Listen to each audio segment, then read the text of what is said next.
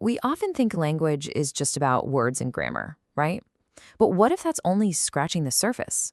Today, we're diving deep, way beyond the words, into the stuff that really shapes how we connect and see the world.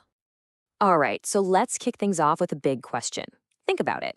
Is knowing a language the exact same thing as understanding what someone is actually trying to say? I mean, you could know the whole dictionary, but does that mean you really get the meaning? Well, you're about to find out that the answer is a big and pretty fascinating no. Okay, so this is where it gets really interesting. It all comes down to two key ideas. On one side, you've got what's called Zuban Da'ani. That's the textbook stuff, knowing the words, the grammar. But then there's something else, something much deeper, Sukhan Fehmi. And that is the art of getting what's behind the words, the tone, the feeling, the real intent. It's the difference between just hearing the notes and actually feeling the music. Check this out. The famous poet Ghalib has this line that just nails this whole concept. It says, "Why speak ill of Ghalib? Say something good in front of me."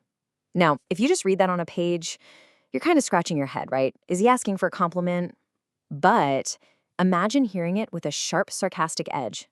Oh, say something good in front of me. See? All of a sudden, that word good means the complete opposite. The meaning just clicks into place. That right there is Sukhan Fehmi in action. So this idea of understanding goes way beyond just conversations. It's actually a doorway to an even bigger concept called idrak, which is basically perception. And we're not just talking about seeing or hearing. This is about grasping the reality of something, really getting it, whether it's a person, a situation, or something much, much bigger. And if you thought that was deep, hold on, because it goes even deeper. In this way of thinking, perception isn't just a thing you have or you don't. No, it's more like a ladder. And get this, it has 23 rungs, 23 different levels of understanding, and each step up that ladder gets you closer to what's really real.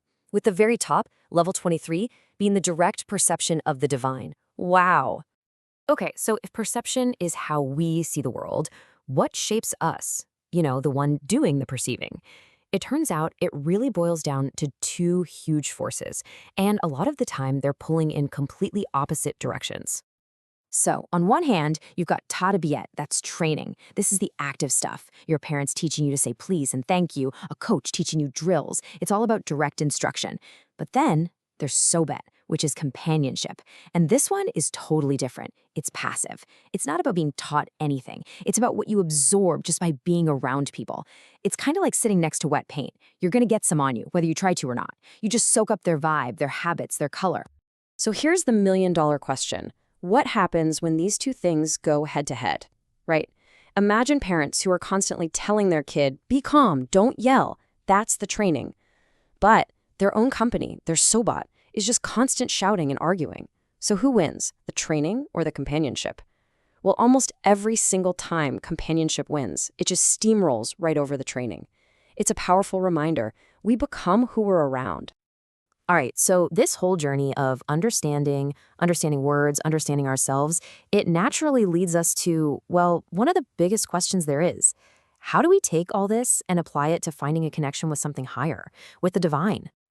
I mean, let's be real. There are a lot of people out there who claim to be spiritual, who claim to have that connection. So how do you tell who's the real deal? The answer is actually not buried in some ancient, complicated text. It's a surprisingly simple, practical test you can do yourself.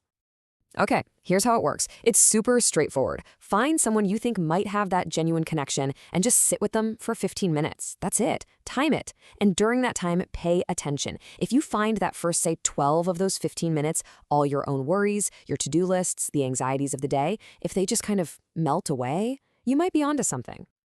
So what's happening there? What's the science or the spirit behind this test? The idea is that a person who is truly connected gives off this, well, it's like a magnetic field of tranquility. And when you step into that field, it's so strong that it literally pulls your mind away from all its usual noise and static. Their peace sort of becomes your peace, at least for a little while. But you don't always need another person to find this connection. There's a much more direct path, and it's available to all of us. It's through something called herat, which means profound wonder or awe. The idea is simple. God is right there in any moment that just stops you in your tracks. When you look up at a sky full of stars and just go, wow.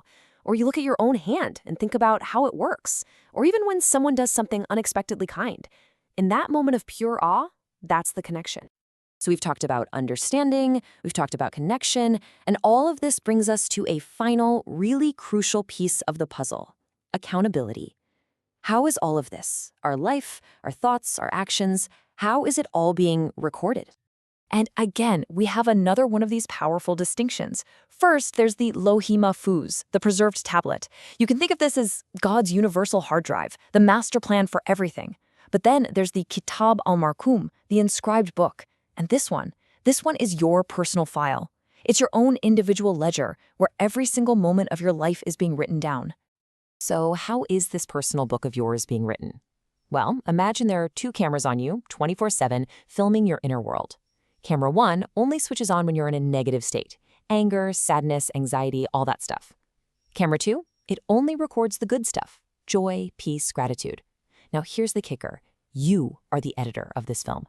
You have the power to go back and shorten that negative reel just by choosing to forgive, to let things go, and to move on.